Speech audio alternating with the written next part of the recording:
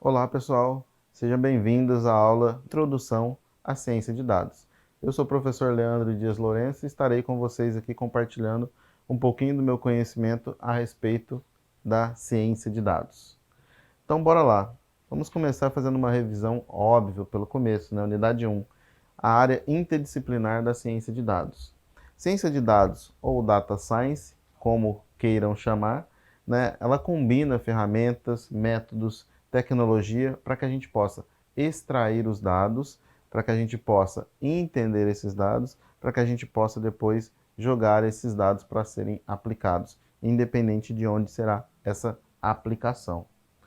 Alguns conceitos básicos da ciência de dados é Big Data, Data Warehouse, Data Analytics e Data Lake, ok? O que é o Big Data? O Big Data ele nada mais é de uma quantidade absurda de informações corrente no nosso dia a dia. O que é o Data Warehouse? Se a gente for traduzir literalmente para o português, é uma armazenagem de dados. Então imagine um galpão onde você tenha várias informações armazenadas. Esse é o Data Warehouse. O que é o Data Analytics? Ou seja, a análise de dados. É literalmente onde os dados serão analisados e depois explorados.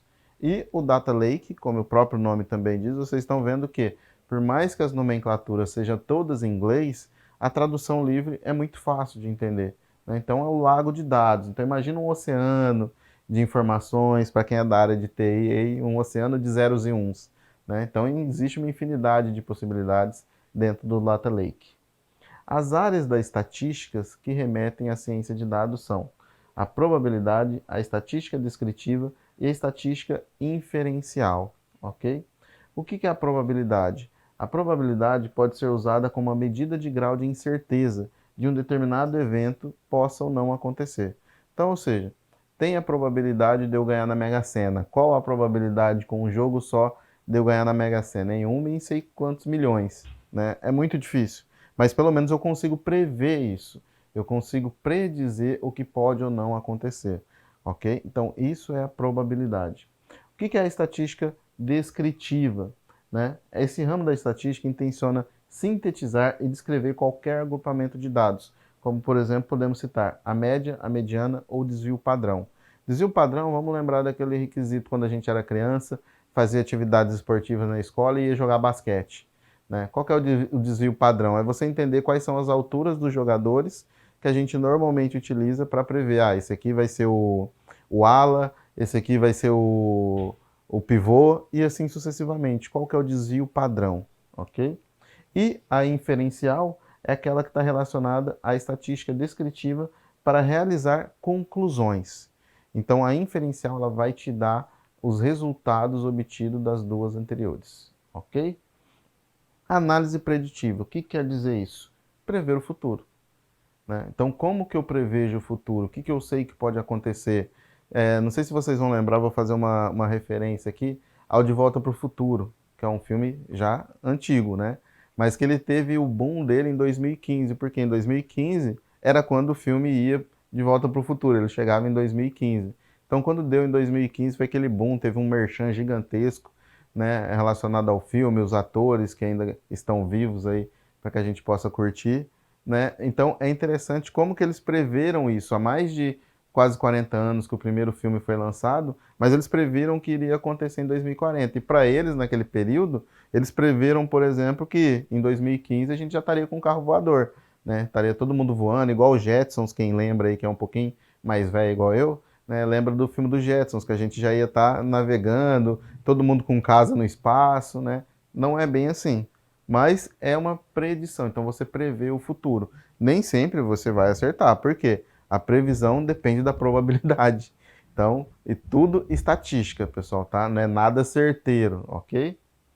Quais são os tipos de análise preditiva? Hoje se utiliza muito análise preditiva, principalmente para campanhas de marketing, lead de campanhas e conteúdo personalizado. Para quê? Para que você consiga realmente chegar no objetivo junto ao seu cliente. Aqui são algumas das ferramentas utilizadas para esse tipo de análise. Power BI, por exemplo, é uma muito utilizada, o Adobe Analytics, o IBM Cognos Analytics. Então, ou seja, esses são softwares, são ferramentas que são utilizadas para fazer essas previsões. Essas previsões, pessoal, não é feito na unha, tá? Fiquem tranquilos. Você não vai precisar pegar lá calculadora científica, papel e caneta na mão. Não. São todos softwares que vão facilitar essa vida para você. Ok? Agora vamos falar um pouquinho da unidade 2. Vamos entrar na unidade 2. Então, a unidade 2, eu começo com a seguinte fala do FIRE, que ele fala o seguinte: o processo não trivial de identificar dados, padrões, válidos, novos, potencialmente úteis e ultimamente compreensíveis. Ele está citando o quê? O data mining. O que é o data mining? O data mining é literalmente a mineração dos dados. Né? Vocês aí, de repente, ouvem as pessoas falar: ah, eu estou em casa, comprei uma máquina para minerar dado. Aí parece que o cara usou um computador para fazer buraco no chão. Né? Mas não é isso. O data mining é literalmente os dados que ele coleta na rede. Então, muitas vezes, você vai ver profissionais postando nas redes que ele está minerando dados com 4, 5, 6, 7 processadores trabalhando ao mesmo tempo, porque é muitos dados. Lembra que eu acabei de citar o Big Data. Né? Então, para minerar o dado, você tem que fazer uma coleta gigantesca de informação, ok? E algumas ferramentas utilizadas no data mining são agrupamentos, hipóteses, regras, árvore de decisão, grafos ou dendrográficos. O que seria isso? Essas ferramentas auxiliam principalmente a gestão, independente da área da atuação, a tomar realmente a melhor decisão. Lembra que, eu acabei de falar, probabilidade. A probabilidade de algo acontecer é de 1 para 1 milhão, ok? Mas quando você tem os dados que fazem você enxergar esse 1 milhão de chance que você tem ali, ok? Fica muito mais fácil de tomar a melhor decisão. Ah, então eu sei que é 1 em 1 milhão, ok, beleza. Mas essa uma, quais as possibilidades dessa uma ser certeira? Então são N possibilidades. Então ele vai me descrever todas essas possibilidades que essa uma em 1 milhão tem. Qual que é a procedência do data mining? De onde surgiu então a mineração de dados? A mineração de dados surgiu da estatística, da inteligência artificial e da aprendizagem de máquina. Então ela não surgiu de nada, surgiu de todos esses conhecimentos trabalhados nessas 3 áreas. O que significa os processos de ETL? ETL é uma sigla que nada mais significa do que extração, transformação e coleta dos dados, ok? Então, o que significa o ETL? Vocês devem ouvir falar bastante aí, né? ETL, no trabalho de vocês, no dia a dia de vocês.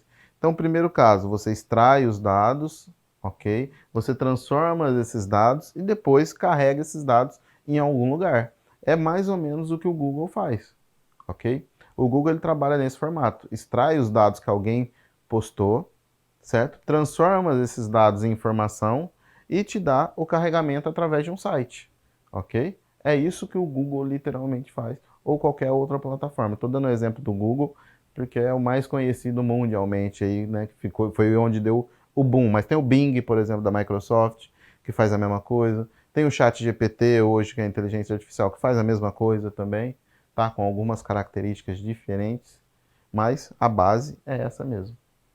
Então, alguns softwares que trabalham o ETL são o Snowplow e o Segment para coleta de dados, o Spark e o Dremio para transformar esses dados, e para armazenar os dados nós temos o Google BigQuery, o Oracle, PostgreSQL e o Snowflake.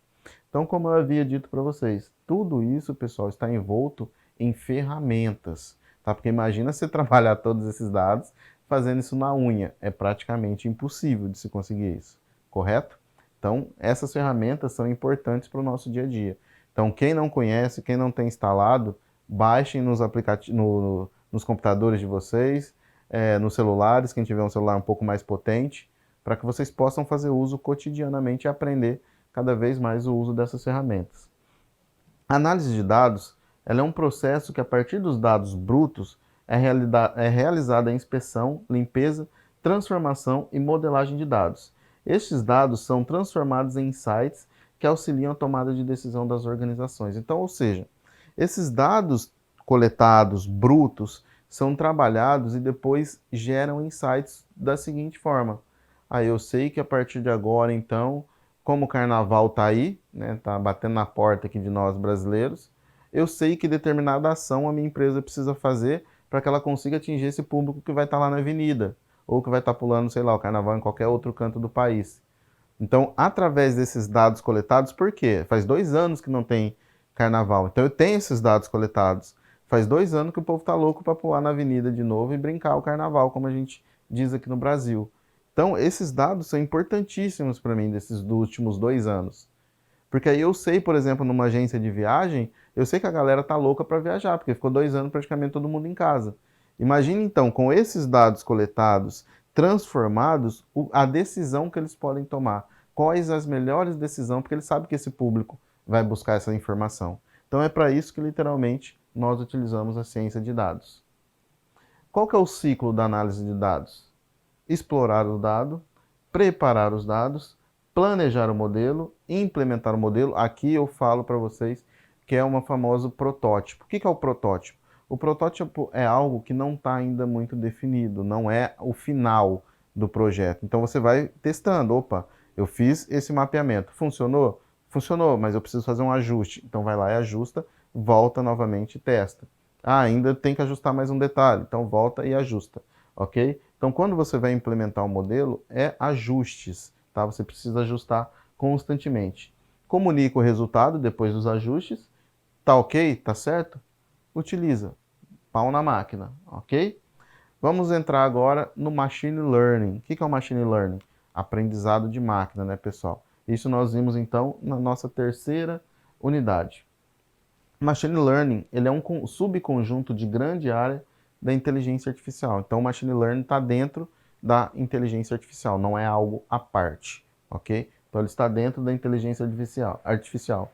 E ele possibilita a criação de modelos analíticos, que se baseia na construção de sistemas que aprendem, melhoram o comportamento, identificando padrões e tomada de decisão com pouca interferência humana. Por isso, aprendizado de máquina.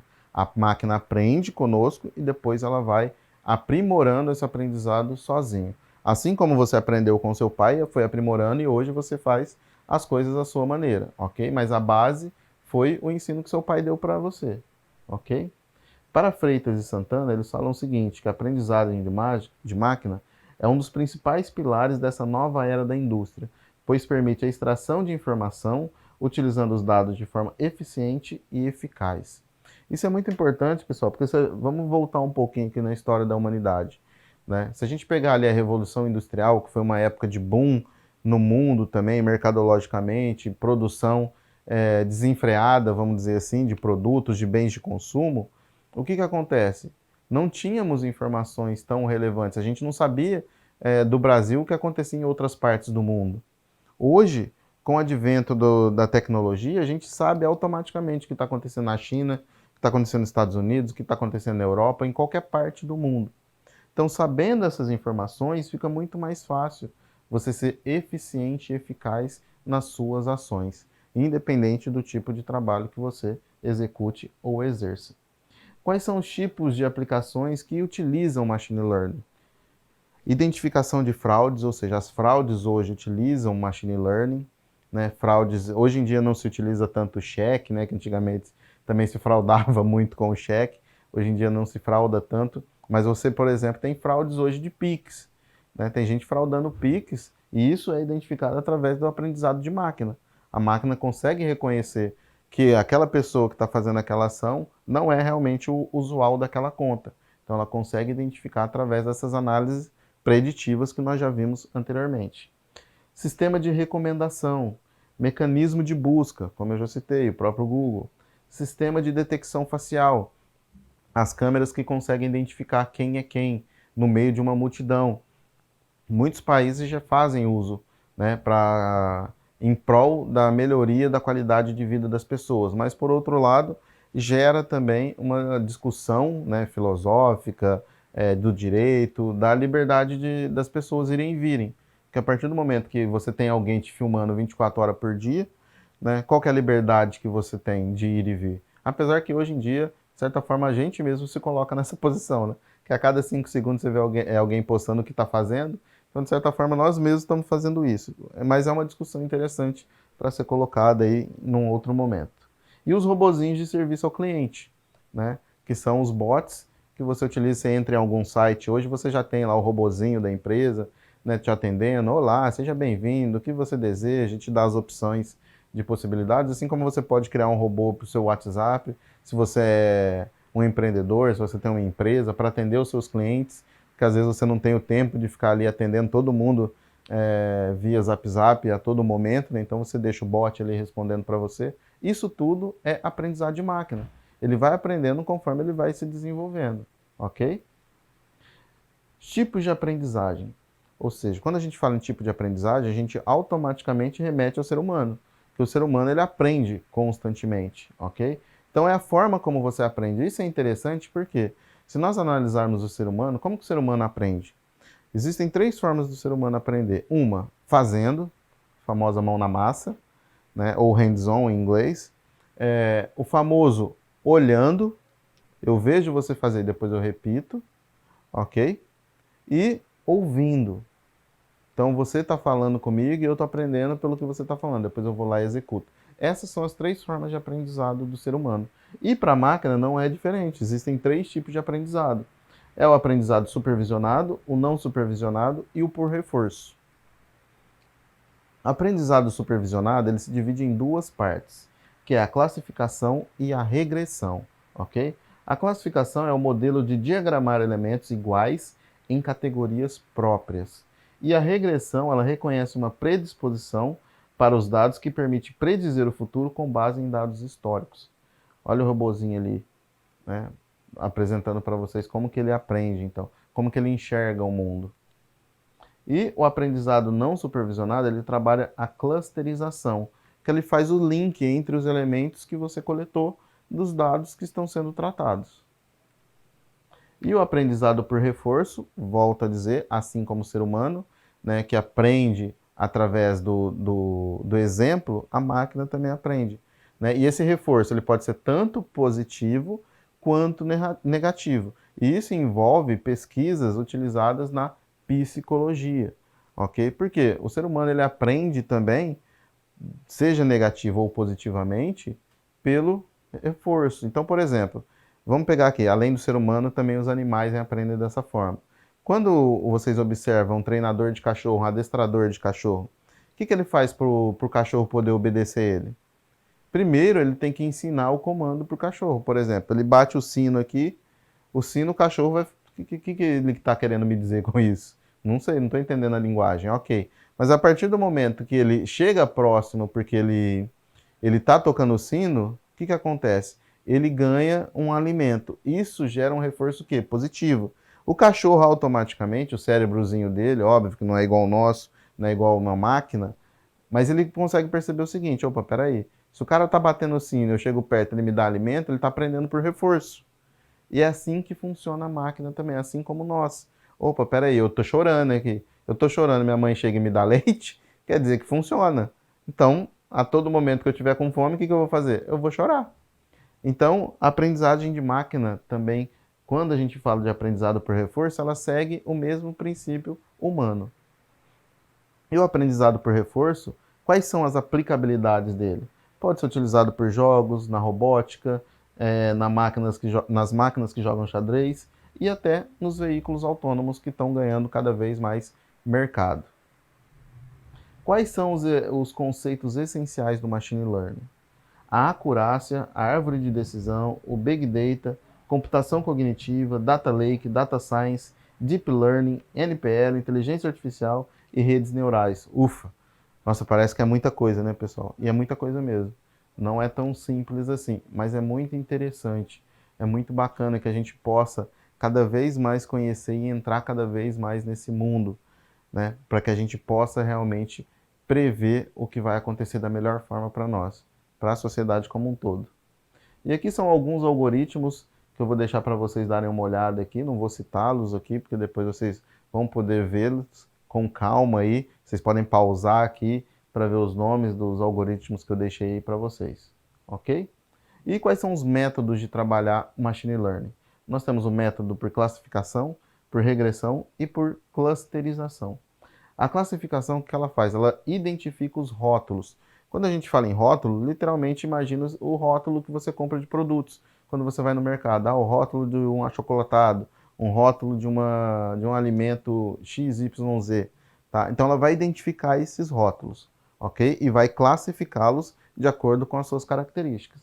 A regressão, ela utiliza algoritmo para aprendizagem supervisionada, que ela busca fazer uma relação entre os objetos, ou seja, você comprou um achocolatado e comprou um azeite. Qual a relação que tem entre os dois? Existe uma relação entre os dois? Aparentemente não, mas pode ser que exista, seja pelo código de barra, seja por algum objetivo nutricional que os dois tenham, então ele vai fazer essa análise. Isso é a regressão. E a clusterização, né, é um conjunto de dados não rotulados, então você não tem identificação nenhuma, mas mesmo assim ela vai tentar ajustar para entender qual a melhor forma de classificar esses elementos. Quais são as etapas do Machine Learning? O que precisa ser? O que eu faço, professor, primeiro, dentro do Machine Learning? O primeiro passo é coleta os dados, você tem que ter esses dados coletados.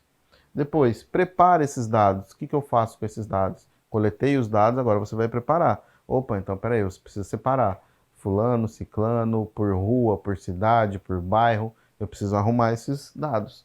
Depois eu vou escolher qual é o melhor modelo para trabalhar esses dados. Depois eu vou treinar essa máquina para que ela possa executá-lo, ok? Depois eu vou avaliar esse treinamento, aprimorar os parâmetros e colocar isso em prática. Estamos chegando quase ao final, pessoal. Já estamos na unidade 4, a única, a última, a derradeira, ok? E aí nós falamos um pouco mais da linguagem Python na unidade 4, já que ela e a R são duas linguagens muito utilizadas na ciência de dados. Então o Python é uma linguagem que é gratuita, ela surgiu na Holanda, ok? E ela trabalha de forma interpretativa, né, com relação aos elementos. E ela faz uma análise baseada na descrição dos objetos. E a análise de dados pelo Python existe e é bacana, por quê? Porque ela tem muita biblioteca interna dentro dela.